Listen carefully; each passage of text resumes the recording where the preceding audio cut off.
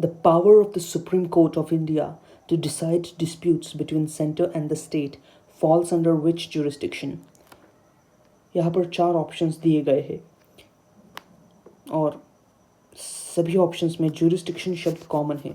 तो पहले हम jurisdiction वर्ड का मतलब समझेंगे। jurisdiction मतलब काम करने की बाउंड्रीज, लिमिट्स। मतलब आप इसे इस एग्जाम्पल के मार्फत समझ सकते हैं। अगर एक पुलिस ऑफिसर अपॉइंटेड है मुंबई शहर में, तो उस पुलिस ऑफिसर की जो अथॉरिटी होती है, केसेस को हैंडल करने की जो अथॉरिटी होती है, वो सिर्फ और सिर्फ वो जिस शहर में अपॉइंटेड है उसी शहर तक लिमिटेड होती है। तो वो जो ऑफिसर है, जो पुलिस वाला है, वो अगर मुंबई में है तो वो सिर्फ और सिर्फ मुंबई के ही केसेस को हैंडल कर सकता है। अगर कोई केस दिल्ली में है या फिर कोलकाता में हो रहा है तो वो मुंबई का पुलिस ऑफिसर दिल्ली के केसेस को हैंडल नहीं कर सकता। इसका मतलब उस पुलिस वाले के जो कि मुंबई में अपॉइंटेड है, उसकी जुरिस्डिक्शन, उसके केसेस को देखने की लिमिट सिर्फ और सिर्फ मुंबई तक ही सीमित है, तो उसको ही हम जुरिस्डिक्शन बोलते हैं।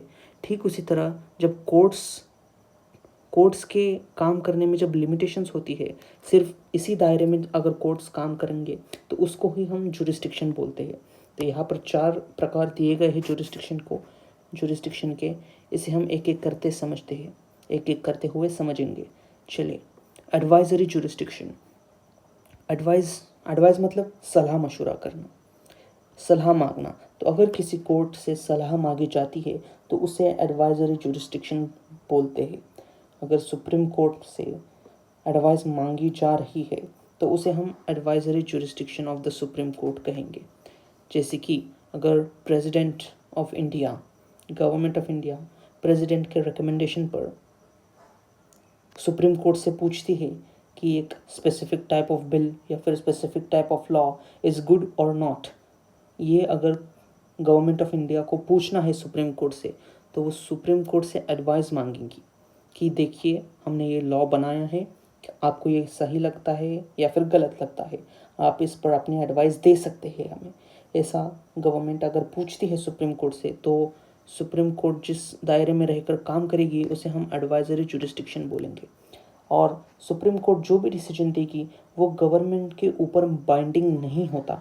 मतलब अगर सुप्रीम कोर्ट कहेगी कि ये लॉ हमें ठीक नहीं लग रहा, आप इसे रिपील करें, निकालें या फिर इम्प्लीमेंट मत करें, तो गवर्नमेंट के ऊपर ये बाध्य नहीं होता कि वो सुप्रीम कोर्ट की बातें सुने, क्योंकि वो एडवाइजरी जुरिस्डिक्शन है। सिर्फ आपसे सलाह पूछी गई है, आपको ऑर्डर देने को लिए नहीं कहा है, सिर्फ सलाह पूछी है।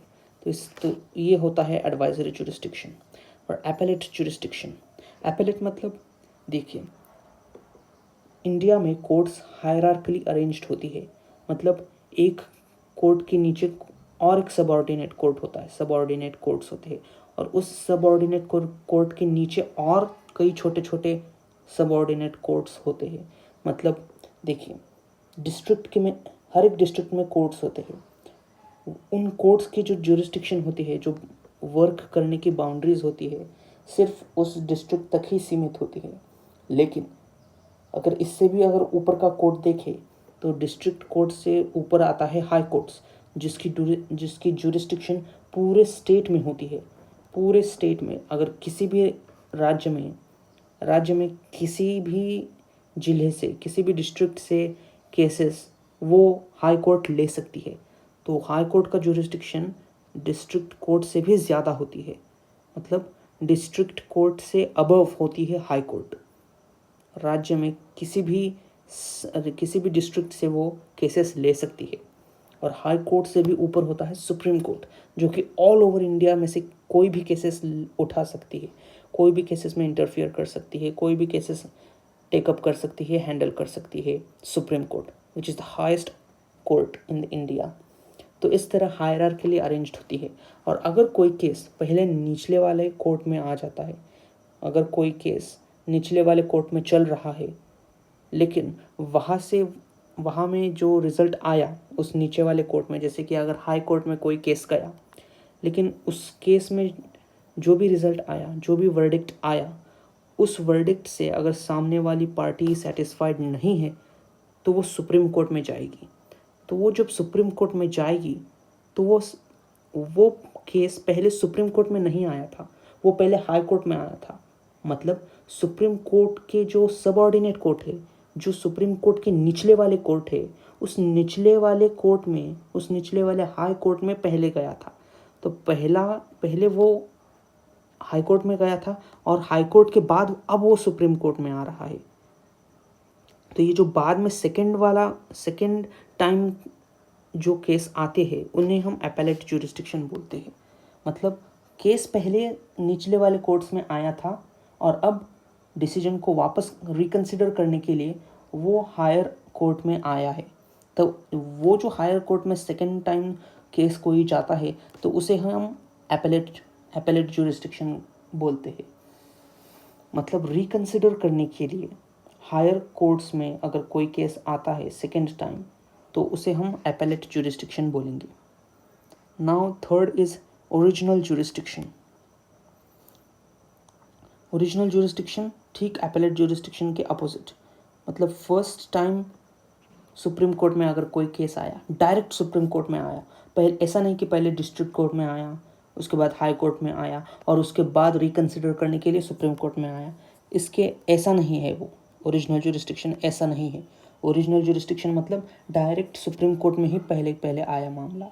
जैसे कि गवर्नमेंट करती है ऐसा, अगर गवर्नमेंट और स्टेट गवर्नमेंट इनके बीच में कोई डिस्प्यूट है तो वो डायरेक्ट में जाकर सुप्रीम कोर्ट में आती है, डायरेक्टली सुप्रीम कोर्ट में आती है। तो यही इस सवाल में पूछा गया है कि if there is a dispute between the centre government and state government, then the dispute is resolved in which jurisdiction of the supreme court. तो ये ओरिजिनल ज्यूरिसडिक्शन में आता है, क्योंकि स्टेट और सेंटर, या इस सेंटर तो हायर अथॉरिटी है इंडिया में, तो higher authority direct higher court में ही जाती है, सुप्रीम कोर्ट में। तो सुप्रीम कोर्ट में वो पहले ही जाती है, इसलिए वो ओरिजिनल ज्यूरिसडिक्शन का पार्ट बनती है।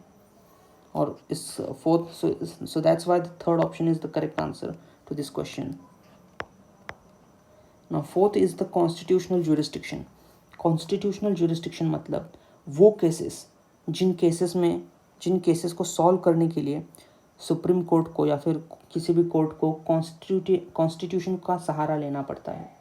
मतलब अगर सुप्रीम कोर्ट किसी केस में डिसीजन देना चाह रही है लेकिन उसे डिसीजन देने में दिक्कत आ रही है, तो वो सुप्रीम कोर्ट कॉन्स्टिट्यूशन के आर्टिकल का हेल्प लेंगी, कॉन्स्टिट्यूशन के आर्टिकल को इंटरप्रेट करेंगी और कॉन्स्टिट्यूशन के सहारे वो केस सॉल्व करने की कोशिश करेगी। तो जब ऐसा होता है तब उसे हम कॉन्स्टिट्यूशनल ज्यूरिसडिक्शन बोलेंगे। कॉन्स्टिट्यूशन के आर्टिकल्स के आधार पर केस सॉल्व कर रही है अगर सुप्रीम कोर्ट, तो उसे ही हम कॉन्स्टिट्यूशनल ज्यूरिसडिक्शन बोलेंगे। तो आशा करता हूँ आप ये चारों ज्यूरिसडिक्शन समझ गए होंगे: advisory jurisdiction, appellate jurisdiction, original jurisdiction and constitutional jurisdiction. Advisory मतलब सलाह मशवरा करना, एपेलेट मतलब निचले कोर्ट में से हायर कोर्ट में जाना, ओरिजिनल मतलब फर्स्ट टाइम हायर कोर्ट में ही आना, फर्स्ट टाइम जिस पर कोर्ट में आ रहे हैं हम उसे ज्यूरिसडिक्शनल कोर्ट बोलेंगे, ओरिजिनल ज्यूरिसडिक्शन बोलेंगे।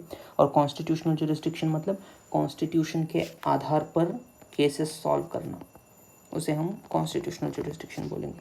तो आशा करता हूँ आप इसे समझ गए होंगे।